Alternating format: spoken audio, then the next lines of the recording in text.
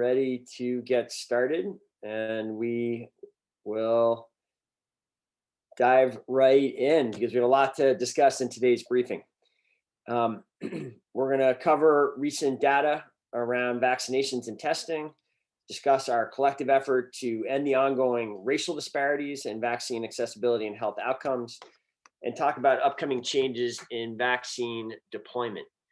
I'm very happy to say I'm going to be joined for this discussion by community leaders who are going to announce the creation of a new organization that is being created to fill a critical role in our community. So on the briefing today, you're going to hear from Brian Lowe, our Chief Innovation Officer and COVID-19 response leader. Also be joined by Luis Calderon from OK Marketing and Creative, and the Vermont Professionals of Color Network, and the city's own Blaine Ontense, who is part of our Racial Equity, Inclusion and Belonging Department, and she is also a leader within the Vermont Professionals of Color Network.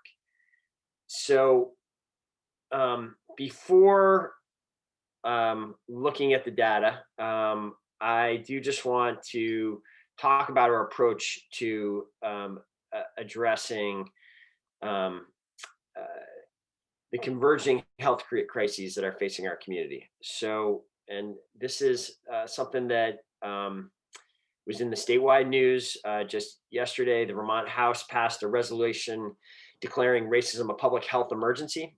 This is an action the city took last summer. We did this in July with over 30 other partners who came together in front of City Hall and both made that declaration, as well as committed to ongoing systemic work together to address that emergency.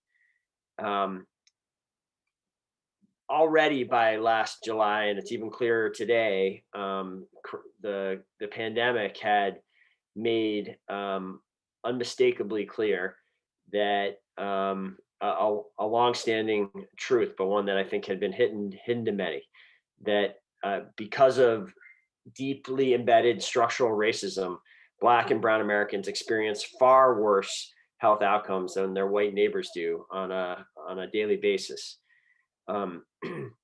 The pandemic, when I say the pandemic made that stark, it's really these stats that have gotten everyone's attention, that Black and Brown Americans are getting affected with the virus at a rate 3 times the rate of white Americans. And when you adjust for age, the deaths resulting from the pandemic are even more disparate. Vermont has not seen numbers that are quite that bad. Well, not nearly that bad in some sense, in that because of the much lower infection rates and now much higher vaccination rates, Vermont's doing better than just about everywhere else in the country on many, many metrics. However, the same race-based disparities do exist here in the state, and that's also been clear from early in the pandemic. The city has tried to consistently act upon the awareness of these disparities. We have tried to make every decision since last June through the framework of our 8-point plan for a racially just public health response and economic recovery.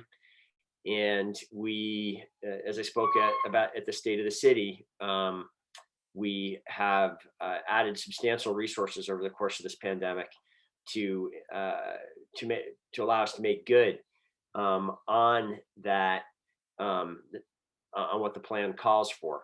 I want to here express again that Burlington is totally committed to ongoing joint action to eliminate race-based health disparities and eradicate systemic racism in Chittenden County. One of the ways that this is playing out right now is through our response to through our efforts, our vaccination efforts. We are taking direction from community leaders and really working with them to accelerate the rates in which BIPOC members of the BIPOC community are receiving the COVID-19 vaccines. We have made considerable progress on this front, and we can do better, and we're going to talk more about that today. Broadly, we are seeing hopeful trends. We, as we noted last Friday, we reached an important milestone with over 100,000 Chittenden County residents now having received at least one dose of the vaccine. And while I've been we were very clear last Friday, we're still clear today. The job is not done. The numbers continue to move in the right direction. And I think at this point, I'd like to invite Brian Lowe to join me, and let's look at some of those numbers together. Brian, maybe you could advance the slide, Samantha. We often start these presentations by looking at this graph, and since the last time we did this together, the trend lines have continued to go in the right direction. Today's release of data from the Department of Health showed just 2 new cases here in Chittenden County, which is the lowest figure that we have seen since sometime last October. It comes after a couple of earlier days this week in which we had just 4 cases. The overall 7-day average is under 10 now for the first time in a long time. Brian, what are your thoughts looking at this graph? I think it's really good news, Mayor. I mean, you're seeing a kind of steady drop alongside a concurrent increase in vaccinations, and it's a prolonged downturn. It really feels like we've come a long way since a high of 106 cases in early April. And hoping this trend continues as more people get vaccinated. Let's advance to, I think the next slide shows deaths and hospitalizations, just hospitalizations. And there, we also, the couple interesting things that jump out to me about this is that whereas the hospitalizations reached their peak a year ago, that did not happen when we had the peak in tested that peak you were just referring to in the beginning of April. There was a little bit of a peak here on the hospitalization front, but it wasn't nearly as large as the earlier peak in February. And yet, even from that lower level, the hospitalizations have continued to go down. And I believe the red is ICU, right? So the red and the serious hospitalizations have also continued to go down. This too, I think we can chalk up to largely to the vaccination really starting to impact the more vulnerable communities that had been driving a lot of the hospitalizations. Is that how you see it too, Brian? It is, and I think it's really remarkable. I think as of today, something like over 75% of the adults in Chittenden County who are vaccinated, and 90% of those over 50. And so I think that's why you didn't see a significant climb in the number of hospitalizations in that April-May timeframe. It was the vaccines doing their work. So yes, 104,000 vaccines have been administered here now in Chittenden County. That it translates into over 75% now. It's gone up since we last talked with many of you on Friday. We're now more than 3/4 of the eligible population has received at least one dose of the vaccine, and over 90% of those 50 and older. Also doing really well among the youngest age group too, is what the data shows. We expect, we'll talk a little bit more about it shortly, another group of teens to have testing opened up to them as well. 12 to 15-year-olds, we expect final approval from the CDC any day now, Brian, right? Yes, I think it may have come through. And I think the state is in position to begin vaccinations on the 12 to 15-year-olds quite soon. And I think Luis and Blaine might be able to talk more about that in just a moment as well. I do. Go ahead. Well, just to jump in on that slide, I think Chittenden County in particular is doing quite well when it comes to 16 and 17-year-olds. The rest of the state is not, at that kind of rate of vaccination for 16 to 17-year-olds. And so it really, I think really kudos due to the high school students in our county. And then that disparity there, which I know will be the subject of some discussion later on, remains significant in Chittenden County. Yeah, let's turn to that in one moment. Just why don't we go back that one slide? And I don't know if you want to say, as our wastewater testing czar, Brian, this is a pretty interesting graph. The drop off in the East plant is really quite dramatic now, isn't it? It is good news. Remember, these are numbers that have some predictive value as to what you expect kind of next week's cases to look like. And so seeing this very precipitous decline, and again, reminding folks that y-axis, that scale, that's a logarithmic scale. So this decline is very significant, particularly in the East plant, but really across the entire city. The level of viral RNA that we're able to identify in the wastewater has really dropped significantly, and that's a great sign. It's dropped, and yes, just to reinforce what you just said, this is a leading indicator. We see consistently, as we hoped, we have seen trends in the wastewater give an advanced look at what then comes with the testing and the hospitalization. So this suggests that this downturn that we've seen since the beginning of April is going to continue for at least a little bit. And we're certainly hopeful more than just a little bit, given the trends with the vaccinations. So, all right. So now let's go back. The final bullet on that slide is about this disparity that we are seeing between white populations and the BIPOC community. So 58% of the BIPOC community in Chittenden County has received at least one dose.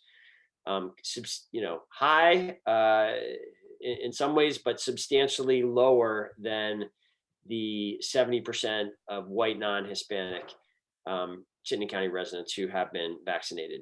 There have been a lot of people working for quite some time now to try to address and minimize that gap. And I would like to now welcome on Luis and Blaine, who have been important leaders and partners in these collective efforts. There we go. Welcome. Thank you for joining us, Blaine and Luis. Thanks for having us, Mayor. Thanks, Mayor. Why don't we, we just wanted to kind of have this next segment as something of a discussion. Can you tell us, really how the Vermont Professionals of Color Network got involved in this effort, and who else are you working with? And, maybe just you can speak a little bit how you personally have become involved in the BIPOC clinics. Yeah, so as you said, Luis and I are both board members of the Vermont Professionals of Color Network, and it was started by one of our city's own, Pit Kumanivan, and a few others, Wei Wei Wong and Tino Rutanhira. So we have a broader team besides the two of us here. We are a professional network, so obviously running clinics doesn't quite fit into that, which is just the funny narrative around this whole thing. But we got into this kind of in my dual roles with the city as well as the professional network, and knowing that we could do something to access BIPOC folks, and we could see some issues in the way that the state has already run vaccinations, and we know kind of how to fix some of those. So we stepped in that way, and now we're doing this bigger clinic effort, and hopefully it'll turn into something bigger than that. Do you want to add anything to that, Louis? Sure. I'll add that how I got involved was, I was fortunate enough to have been sitting here in my office here in Burlington, OK Marketing Creative, and looking at my telephone, and I saw an Instagram post that said something about BIPOC vaccines being available, and it immediately had grabbed my attention because I had been really, eagerly awaiting the opportunity to get the vaccine. And then I called the number. I may have even talked to Brian. It could have even been Brian who answered the phone. I think it was, Luis. It was, yeah. And I just asked some questions like, so am I on the list? Do you have my email? Should I spell my name out for you again? And knowing that Blaine works with the city, I asked her that night at our board meeting, some questions about this program and some concerns that I had and some feedback that I was gave immediately, which she said, those are all great. Why don't you join us on the call to raise those concerns and share that feedback? And so, like has happened to me many times before, when I start complaining about something, I somehow get asked to figure out how to solve it. So Good that work, has been Blaine. my personal. That's a great political principle, turning the complaints into action there, Blaine. So. Yeah. So here we are. All of a sudden, 2 months later, we're standing these clinics up and leading the way for Vermont and the nation. Actually, I think in our efforts. Could one of you talk a little bit about? Let's talk a little the data. I think that the number of people you've been able to help through these clinics is quite impressive. Why don't you share some numbers, but also just maybe you could talk a little bit about just the whole approach, the whole philosophy behind these BIPOC clinics, and what you were hoping to achieve with them, and what are I think some of the details. I know for people who were at the press conference on Friday, some people may have heard a little bit of this, but the way in which you've tailored these clinics to really address concerns, hesitancy within BIPOC communities out there, I think is really quite impressive, and it seems like it's working. You want to talk a little bit about the philosophy and the numbers? Yeah, so our philosophy as we work through these is twofold. One is to address hesitancy and vaccine kind of aversion or fears. But the other one is to address vaccine accessibility, which is the thing that we want to focus on more now, because we know that BIPOC people accessing the vaccine, taking time off of work, having the language access support, all these things are part of vaccine access. So at our clinics, it really started with the registration process. We created our own registration process that kept it simple. It took out all of the complications that we saw on the state level. Even as someone who's very fluent in English, I even had trouble, figuring out how to make it all work. So we have our own registration process, our own scheduling process, and to staff to take through, kind of case manage through that whole thing. And thanks to the city, we're given a lot of technical and personnel support there, as well as a bunch of community partners, BIPOC-led community partners that have supported and led this effort alongside us. And then at these clinics ourselves, the goal is to be the least clinical clinic, the least medical experience anyone's ever had, so that they can disassociate from other negative experiences they've had and past harms that have been done on the BIPOC community. That includes greeters that look like you. That includes a really cool playlist Luisa's made to make it feel like this is something that we're celebrating. We're nearing the end of this phase of the pandemic. It is Wei Wong leading the check-in and registration process, and a pro at that as well. And then it's someone to follow you through this whole thing and follow up after. So we get the to and through. So afterwards they're supported and we can answer any questions. So that is kind of our twofold process. And through that, we've vaccinated about 2,800 doses, and fully vaccinated about 1,200 people at our BIPOC clinics. I'd like to also add a little bit about what it is that makes it feel so welcoming to folks. Is that, as Blaine mentioned, it is in complete collaboration with a number of other organizations that are BIPOC led and focused. And so, of course, the Vermont Professionals of Color Network, the Racial Justice Alliance Group, the Black Perspective, UVM, the LEND program, our friends over at the Winooski Strong, our friends down at the Windham County NAACP, and New Alpha Ministry Baptist Church. Our new security detail is led by Chocolate Thunder Security, and then our gracious host over at the St. Paul Cathedral Church, and of course our friends who have been doing this work, a lot of this work, AALV. So it's at least these groups that represent their constituents, our constituents, that are all part of this initiative. So they're also there to help greet their friends, family, and neighbors. And it really is, that's not what's happening when you go up to the hospital for anything. You feel like an alien, and that has been the exact opposite experience when you come to this clinic. And I would also say that in the process of signing up, we've made it intentionally. We removed a lot of unnecessary questions, not only because of the bloated bureaucracy that might keep people out of it, but for a sense of safety. We understand that there might be immigration status concerns that are not our concerns. Our concerns are getting shots in Vermonters' arms, in Burlingtonians' arms. There might be a number of other things that might get people worried to share this information with us that we're just not asking. We just need the bare minimum to be able to get you in and through as quickly and safely as possible. So I think all of that has lent to a very fluid, warm, and honestly fun experience for a lot of people. I visited the clinics, and certainly that was, I could sense that fun and that different feel. Can you just say a little bit more about that registration process? I think maybe members of the media trying to kind of understand. I mean, this really has been a kind of whole parallel process.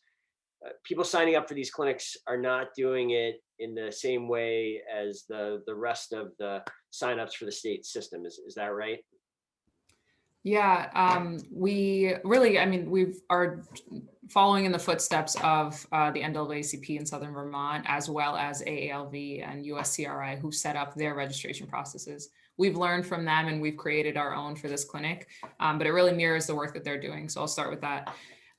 We have our registration process. The city's resources have been pivotal in that, as far as the Resource and Recovery Center. But we have our own form online, which is now in a centralized place, and I'm sure we'll talk about that later. But that registration process is just to get the information we need to set them up for an appointment, and we'll be able to call them back, get them an appointment, answer any questions, hesitancy, fears they have, let them know when to come, who's going to be there, what to expect, and then reminder calls for the second dose too. Blaine, I know you personally have been on site so much and put so much into this. I think this is now, is it eight of these clinics have now been held over 8 Saturdays. Have you had, sometimes a little scary to ask these questions on these briefings, not totally knowing the answer, but have you had the experience of people telling you that they weren't going to sign up for this, but because of the extra steps that you have taken here, this is a clinic that brought them out? Yeah, Mayor, actually the day you came that morning, someone had said that she had came in and been like, first of all, I've never been in a space that has this many people of color in Vermont ever. So I'm glad. That's one of the feelings that I've got, and one of the environments that the Professionals of Color Network is trying to create. But we have gotten that I was apprehensive about this, but because I'm seeing people who look like me, community leaders who have come and donated their time to be here with us, to even get the vaccine, to promote it in their own communities, like Pastor Cockrell at New Alpha Baptist Church. I think that really helps in knowing that the people here that have set up this clinic are people who trust it. They're people who look like me, who have similar experiences to me. We've heard a lot of feedback to that in that vein. Great. And I don't know if Luis is really there greeting people too and gets a lot of time to talk to them. So if you have anything to say, go for it. Well, yeah, to that point about people stating that were it not for this clinic or the people associated with it, that they might not have come. Yes, there's definitely a lot of that. Enough of that it absolutely warrants it, and there is a lot of one-on-one, I suppose it's called case management. But we're tackling all types of situations. Right. There's language issues, we're finding a solution. For translations to forms. If there are transportation issues, we're making all of the arrangements. But people are reaching out to us directly from within our networks. We as organizations are sharing across our platforms.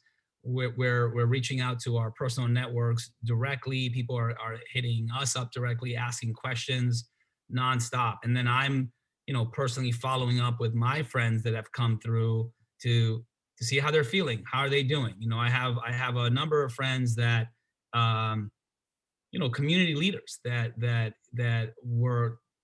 had said to me honestly, like, hey, I didn't want to do it because I have had some concerns, I've had some questions, and I've had to have these one-on-one conversations, hour-long conversations about, look, I've done it. My family has come to do it. This is what my experience has been. This is how I felt after the first shot. This is how I felt after the second shot.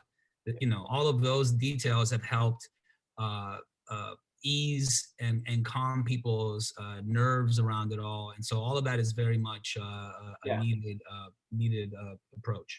No, I'm glad you described that, Luis. And that's my sense too, from having talked to numerous BIPOC residents, is in some ways those stats you mentioned, which are impressive, thousands of people coming through these Saturday clinics, doesn't fully capture the impact that the clinics have had, because they're because of the part of the work has been these conversations that has been getting the word out to BIPOC communities, has been changing, addressing understandable hesitancy within BIPOC communities. And I've had people say to me that they tell me, they actually went through the state system. They went to one of the mass clinics, but then they came by the BIPOC clinic to check it out and kind of wish they had done it differently when they saw what a positive experience it is. But I think certainly the work that you and the groups you're working with have done to educate and change attitudes has more broad, has had an even broader impact than the direct numbers we talked about there. One more detailed question about the upcoming clinic, and then I want to talk about the news about where this effort goes from here.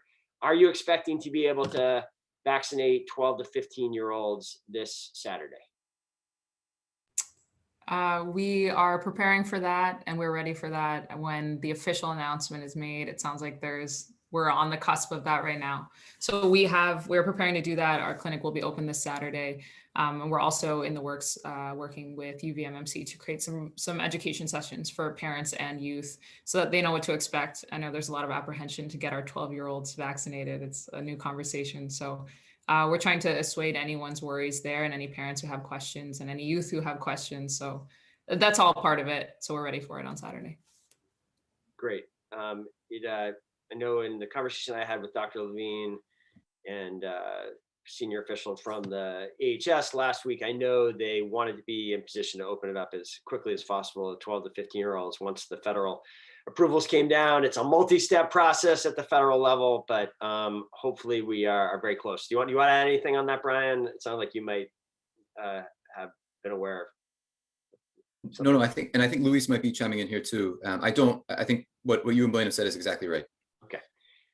So what I would add is just that we, in an effort to not jump the shark, as you mentioned, Mr. Mayor, there are sort of protocols about announcing it, but just so that any of our community members are watching and eagerly anticipating and who want to bring their children to our BIPOC clinic, so that we are crystal clear, we are 100% making ourselves and this clinic available to BIPOC family households.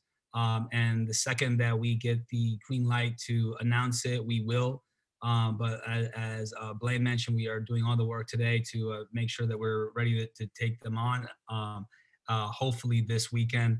And that I would just say that we have launched a new website called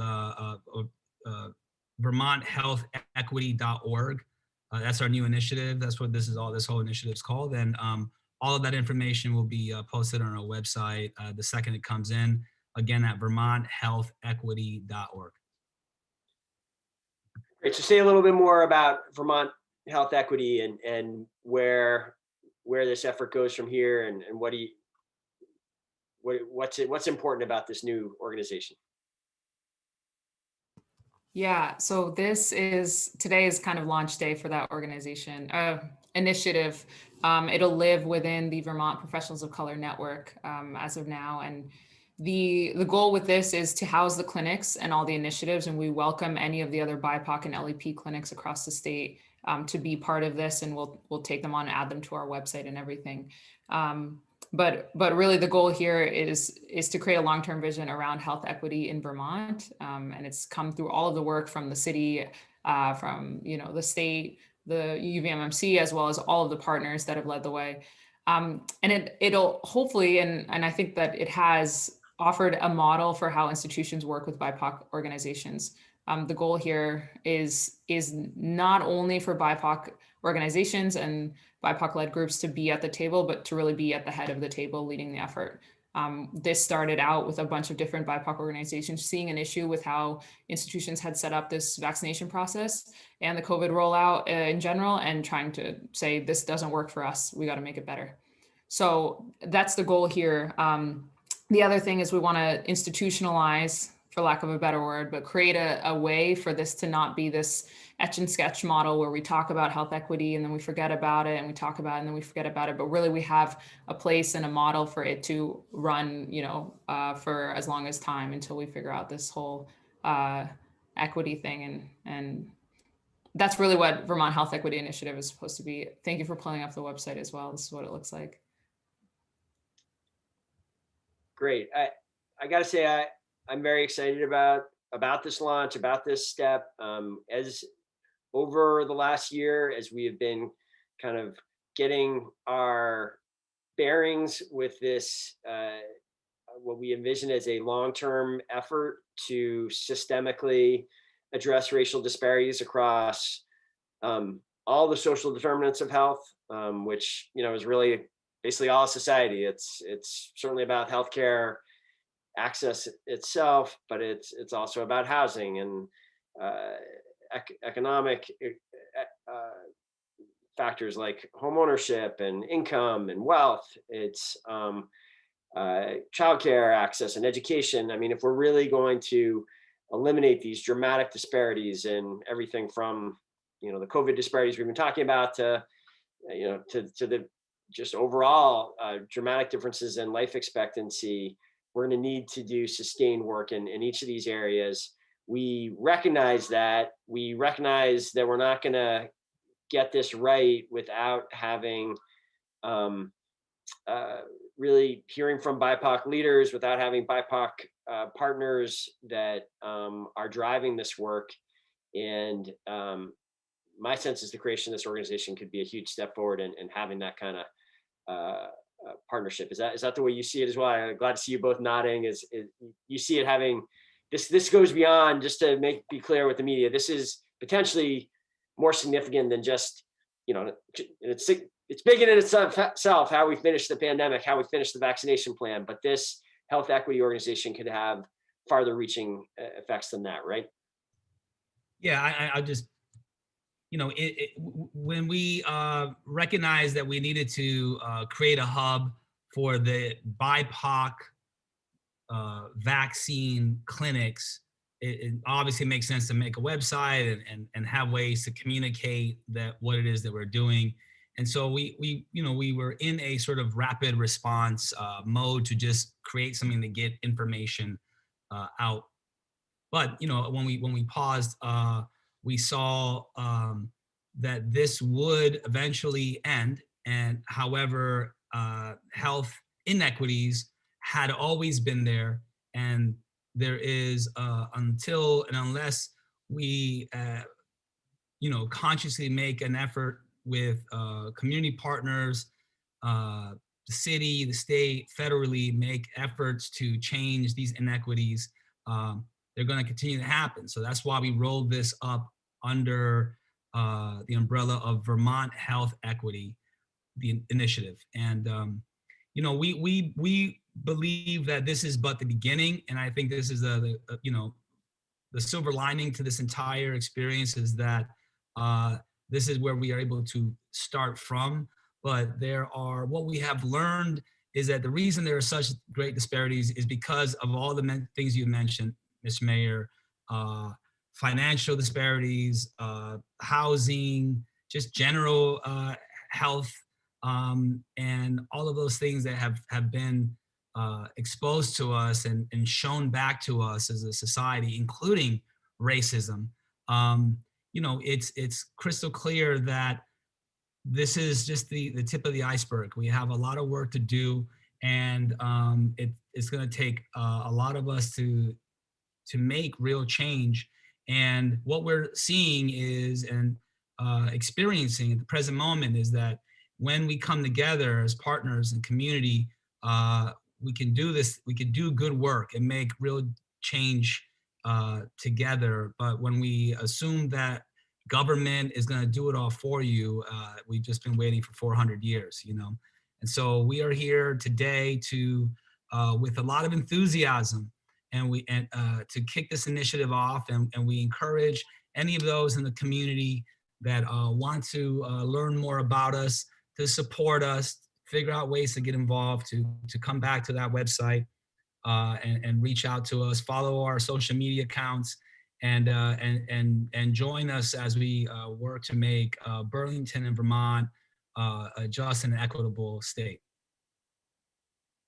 If I could add one more thing, this whole conversation around public health for us extends to all these other domains, the criminal justice system, or so-called. It extends to housing, it extends to the economy. And in the RIB, part of our mission is to make sure that race is no longer a determining factor in any measurable outcome. Same thing with the Vermont Health Equity Initiative. That is our goal here. So we have all these partners across the state that are trying to do the same thing. Hopefully the Vermont Health Equity Initiative can help bring all those pieces together. Excellent. Brian, do you want to add any thoughts before we touch on a couple other topics? No, I think I want to emphasize the point that Luis made from the perspective of being the partner. And it really is a new model and a new playbook that Luis and Blaine have laid out here, along with some of the other partners, Mark Hughes and Madej, Dr. Avila, and many others. And there are things that the city can bring to the table if there's clear BIPOC leadership. And those are things like call centers, staff, IT infrastructure, relationships with state entities. And we can help with that leadership, with the BIPOC leadership here, run plays like this in different domains. So it's really exciting to see the Vermont Health Equity Initiative kind of come into being out of these vaccination clinics. And I'm just really excited to see where the partnership opportunities lie in the future. Great. Well said, Brian. I'm excited about this, and I'm excited to see where this goes from here. Even just hearing the narrative that you've laid out today about how these initiatives have grown over time, starting in this. I don't think the first time the Vermont Professionals of Color Network had a social hour at the Comedy Club, we would have thought that event, which the city helped bring together, and I think in some ways was related to the My Brother's Keeper initiative and the summit we had a few years ago, that would result in, you can draw a pretty straight line from that to these BIPOC clinics, and now the creation of a whole new group. And so I think that just shows the potential for this work to keep building on itself. Now that we have some momentum, where we can go from this to really make some structural, long-lasting change. So we're going to hit a couple other things. Why don't you guys stick around? I'm sure we got a good group of members of the media here with us, so we'll open this up to you in a moment. Before we do that, Brian, anything new to say about walk-in, pop-up vaccination opportunities and locations? Just a quick note, we've been working with the state because we know that one of the groups that is also lagging in registration is kind of the 18 to 29 group. And so we're trying to figure out where can we put additional clinics that people can kind of spontaneously get vaccinations if they would like to, particularly for folks in that age group as well. And so we're looking at North Beach and Church Street Marketplace. Those dates are likely next week, towards the end of next week, and we'll have those finalized shortly. And Cara Alnostrawi, our kind of unparalleled business and recovery director in the city, is doing some work now to make sure local businesses are aware of these new potential opportunities and clinics that could be held on Church Street as soon as next week, to make sure that those businesses can organically think about if there's opportunities for them too that could help incentivize people to get vaccinations. So it's pretty exciting, and hopefully there's more news to come shortly on that, Mayor. And then this slide just summarizes some of the programs that were funded, approved on Monday night by the City Council, that will allow us to continue the very aggressive pandemic response of the last year.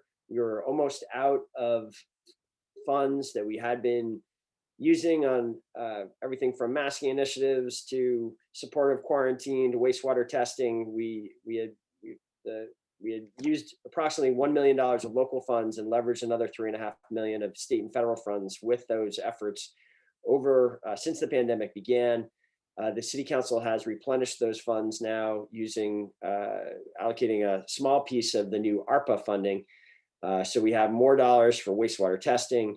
We have a revolving loan fund for low-income individuals who had to help with whatever needs are coming up during this economic emergency. We will continue to be able to give real support to the BIPOC clinics that we've been talking about, as well as potentially other vaccination sites.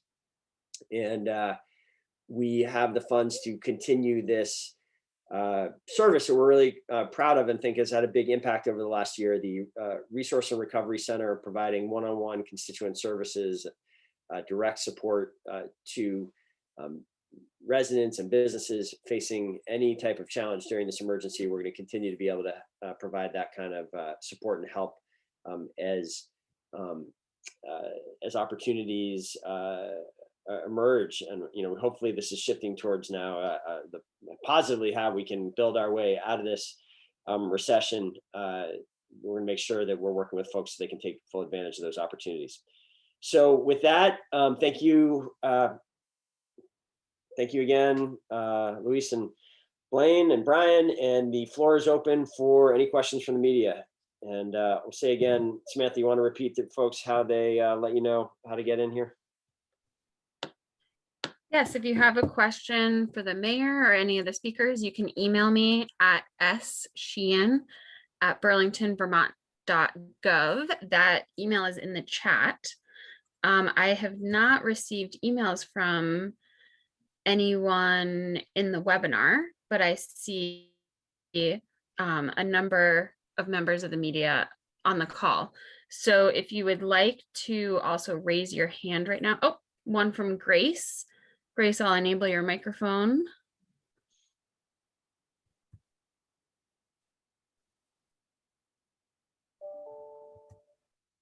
Okay, go ahead. Grace from BT Digger. Okay, great. Can you all hear me? Yes.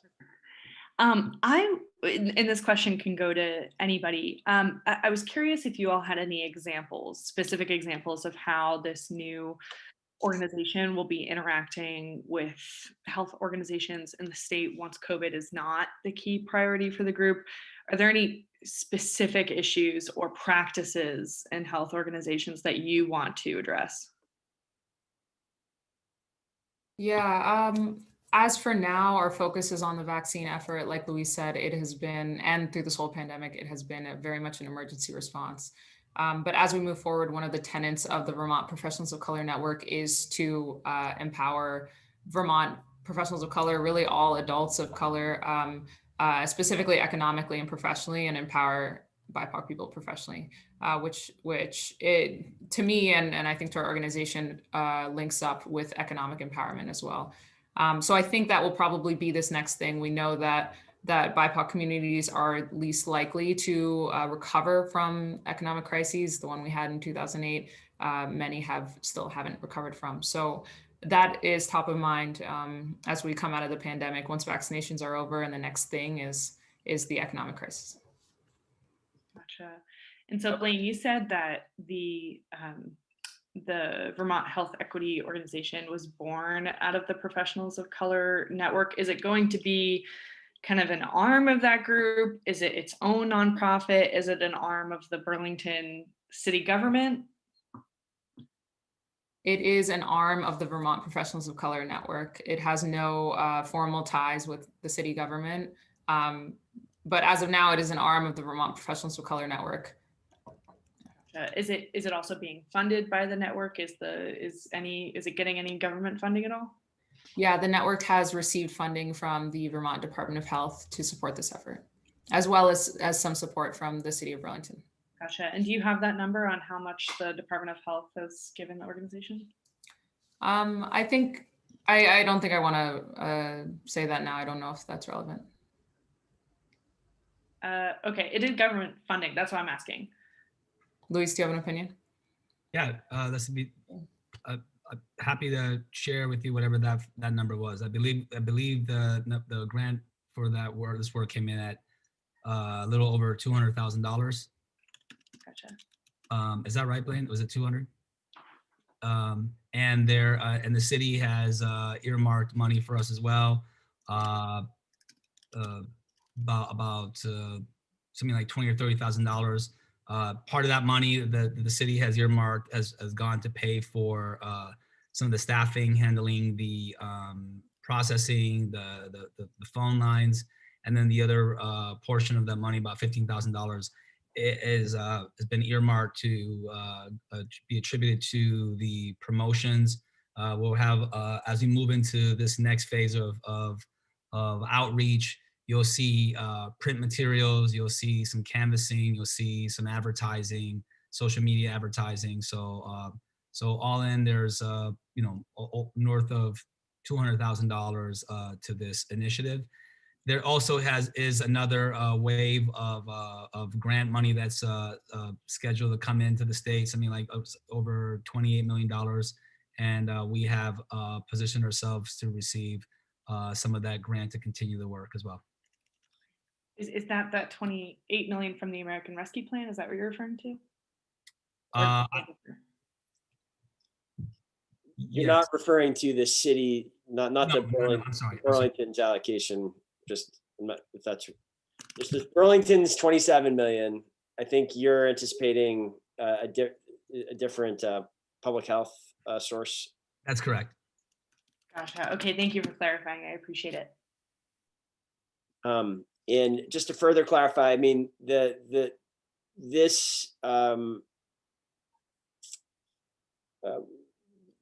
state award was in response to an RFP for continuing to provide vaccination clinics, I believe, right? Just it was a big chunk of the funding is tied in significant part to the ongoing vaccination response. Is that right? Yes. Okay. I would just add to Grace's first question about and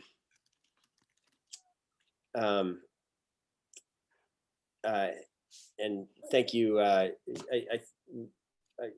think this is maybe Blaine, you can clarify what Marielle's saying there. I just want to go back to what else am I hopeful about what the VHEI will end up working on? What are other disparities that we're starting to focus on? We will be having, we do see home ownership and housing as certainly one of the very significant social determinants of health.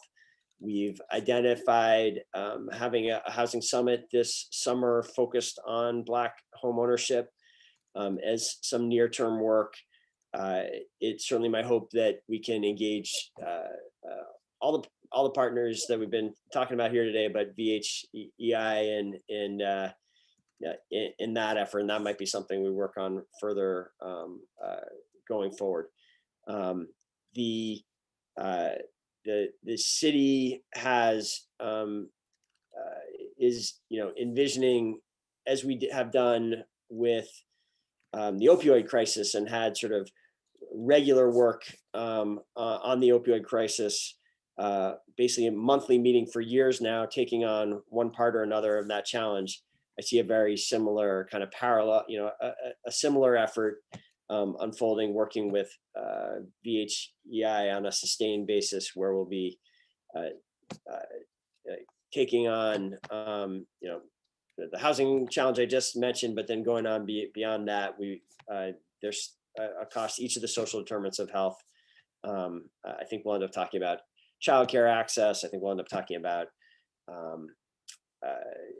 economic access, how we narrow income gap and expand economic opportunity for BIPOC households. So I think there's a lot to do, and in the years ahead, months and years ahead.